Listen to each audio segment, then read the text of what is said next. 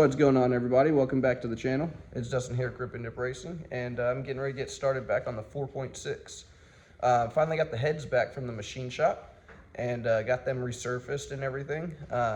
So we're getting ready to go ahead and slap them on, put the ARP head studs in, and get everything under, probably get the timing components under wrap, get the cams installed, and get the motor buttoned up.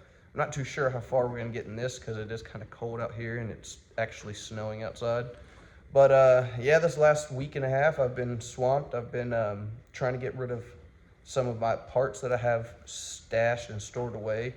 I've been listing everything. I'm driving all the way from Wisconsin to drop off a hood and a hatch, and all the way down to Tennessee to find a truck and a motor for my sister's boyfriend. I've got tons of stuff. I've been getting a bunch of stuff, trying to get my shop decluttered so it'll be a little bit better with future projects and everything. And it just a little bit better peace of mind, not having to remember where everything's at, because that really does do a mental toll on you. But I can go ahead and quit rambling and yapping away. And let's go ahead and get these heads put on this bottom end, because I've been waiting for 2 weeks probably for this for the blocks, ever since I dropped the video for me assembling and doing the rings and stuff on the bottom end. Yeah, without further ado, let's go ahead and get to it. So first thing you want to do is prep the cylinder surfaces. You want to clean it, get rid of all the debris that's going to interfere with the mating surfaces of the gasket. Once you get it all clean and degreased, you can go ahead and slap the head gasket on and then slap the cylinder head on. This one I've ported the intake side and then polished the exhaust side. Get it about as smooth as you can on the exhaust, because you don't want any gases kind of hanging up. But this has the Manley valves, exhaust and intake valves. And this one has the Brian Tooley Racing springs, retainers, and the valve stem seals are Ford genuine. So that should be ready to take some abuse. Pretty much everything on this thing's Ford. But yeah, it's pretty straightforward once you get this far. Just cleanliness is your best friend when prepping and assembling in an engine. So yeah, let's go ahead and slap this bad girl on there and then get over to the ARPs. This one actually has a serrated washer, so you want that serrated part towards the head. You want the flat part of the washer up. And all ARP fastening washers and stuff, you don't want to put assembly lube on the bottom, because it would actually it won't allow it to torque correctly, because the washer can slide and start cutting into the head. After 60 foot-pounds of torque, you're not going to get an accurate torque reading, because this bottom washer is going to be sliding. And so you definitely don't want to put anything on the bottom of these. So yeah, without further ado, let's go ahead and just finish slapping it together. The instructions: the torque sequence is 70 foot-pounds in 3 steps. But yeah, you pretty much start at 25, work your way to 70. Other than that, let's go ahead and install it. I'm gonna have to set the camera down. I'm gonna try to find a spot to prop it up so you guys can watch me.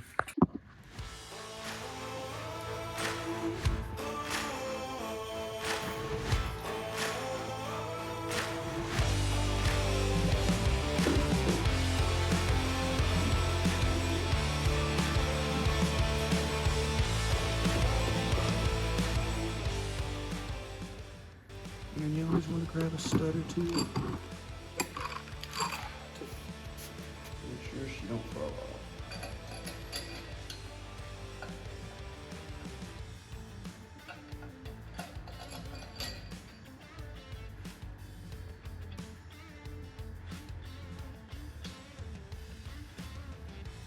Because if your cylinder head falls off, that'll be a bad day. And I always install these studs finger tight. Don't ever put any torque on them, because it'll make for a bitch to get out. Because these things, once you torque them down, after you've already torqued them down, if you torque the studs down and then try to torque the nuts down, whoo, buddy, that won't be fun. I've tried to work on shit like that. But yeah, that's pretty much all there is to getting the cylinder head installed. Alrighty, so after you've cleaned and sprayed off all the washers and nuts, you pretty much go ahead and put them on there. Like I said, the serrated part of the washer always goes towards the head, so put it straight down like that. Make sure that the head and everything around it is as clean as it can get, so you don't have any obstructions on the washers, and creating a little bit of uneven torque. Still got some brake clean on it. But yeah, pretty much just throw all these guys on there. Thank God they're not as deep as a Honda head. They get a little irritating whenever you're trying to go down in a deep hole. I always use the straw off the brake clean cans and stuff.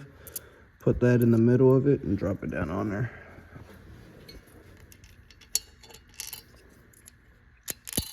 But yeah, there's no reason to go ahead and waste the time with this. So I'm gonna go ahead and get those put on there and get back with the lubing up of the nut.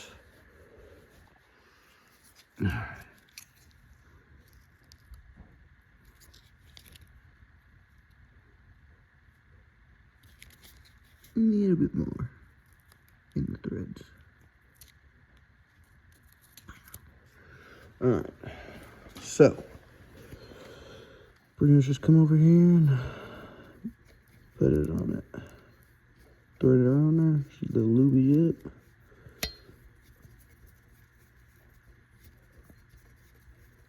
Sometimes it gets a little slick, but you want it to be slick. That's why I normally wear gloves, but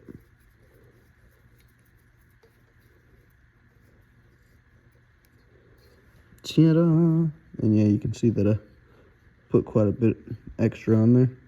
Just throw some on the next stud over here. Boop. And then I'm gonna go ahead and get all these cleaned up and dropped on there. And I'll get back to you with the torquing. Alrighty, so I went ahead and slapped on both the heads and tightened all the studs, all the bolts down, finger tight. All the studs, of course, finger tight as well. You definitely don't want to put any torque whenever you're putting the studs in, because after you torque down the nuts, then it will over torque and you'll have a horrible time trying to get those studs out. So do not do that. You want to kind of make sure that they're all relatively the same height. If not, you want to pull the stud out, chase it with the ARP thread chaser. Basically all it does is cleans out, deburrs all the threads. But I didn't have any issues on any of these ones. But let's go ahead and do the first round of torquing on these guys, which is 25 foot-pounds, and then the second one would be 50, and then the third one 70. So what I always do is leave about 5 to 10 minutes, sometimes 15 minutes in between each torque spec, each torquing, to kind of let everything seat and let the studs cool down and the nuts cool down, because there is a little bit of friction, especially on the first pass, probably not so much, but on the second and third pass, you definitely have quite a bit of friction. So sometimes they can give you inaccurate torque readings if you just go ahead and snug them all the way up, snug them up, snug them up. And this way I've always done it. Everything's worked great for me, so that's the way I'm going to continue doing it. It's kind of a hurry up and wait thing. I always clean or do these and then get on to cleaning the next thing. Like I got to install all the lifters on here. I got to clean them up. I got the caps soaking in here, so I can kind of get a jump on things. I need to get the cam gears swapped over to the new cams as well. So there's quite a bit of stuff to be done, but I'm just gonna make this one a short, sweet video and go ahead and torque this thing down and then call it a night, because I just ran out of diesel fuel. So I'm gonna have to go get another 5 gallons, and I don't really feel like being out here all night. So I'm gonna go ahead and get started on torquing it down. Get my torque wrench set up. Yep, it's already on 25 foot-pounds, so let's go ahead.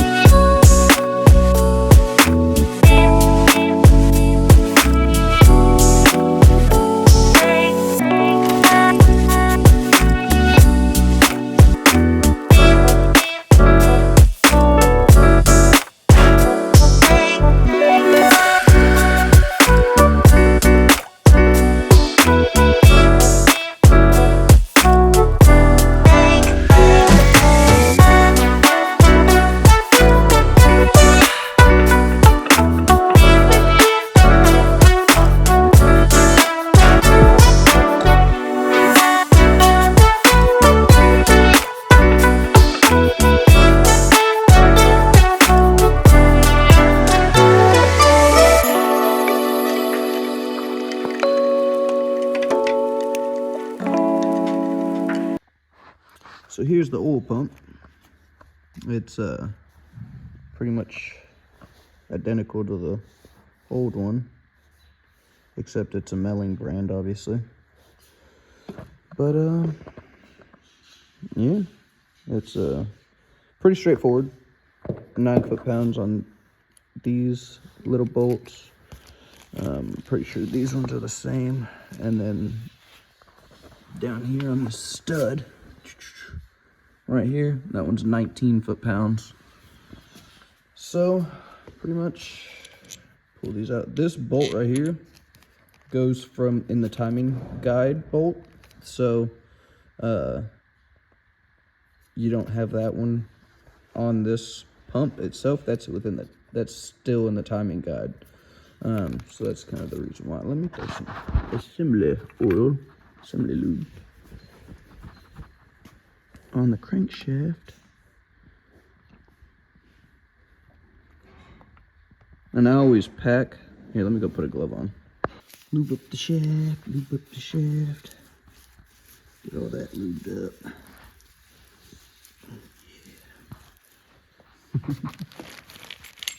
Then you always gotta line up your keyways with the crankshaft, so it flops right in there just like that. I should have done that on 0.5, but just thread these guys in here, hand tight. Make sure that there's no obstructions on the block. Make sure everything is clean, clean, clean, clean, clean. Because really, all that seals it is that machine surface. So, definitely want to make sure that it's clean of new obstructions. And then, like I said, these are 9 foot-pounds. And then that bottom pickup tube, we'll get to that here in a second. Let me go grab my little tiny torque wrench. And then whenever you get them all snugged up with your hand, grab the nice little torque wrench. That breaks it down low enough.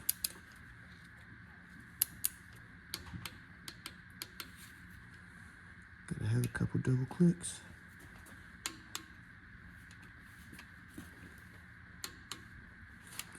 And then, like I said, 9 foot-pounds. It's kind of hard to see that one. What you doing, buddy? Just chilling with me? And then, let me flip this behemoth over real quick and install the pickup tube. So I'm gonna go ahead and clean up this old pickup tube and get that ready to be put on, because I don't really want to put it on there dirty. And then it dumping old nasty oil into the new brand new pump. So I'm gonna get that cleaned up. Probably do all that behind the scenes because he's been begging to go inside and turn on the heater. We'll wrap this up, get all the timing components, and getting me installing the actual cams, getting the cam gears swapped over, and all that stuff in the next video. So without further ado, go ahead and hit the like and subscribe. And if you guys don't mind, hit the share as well. And we'll be back with some more building. See you guys.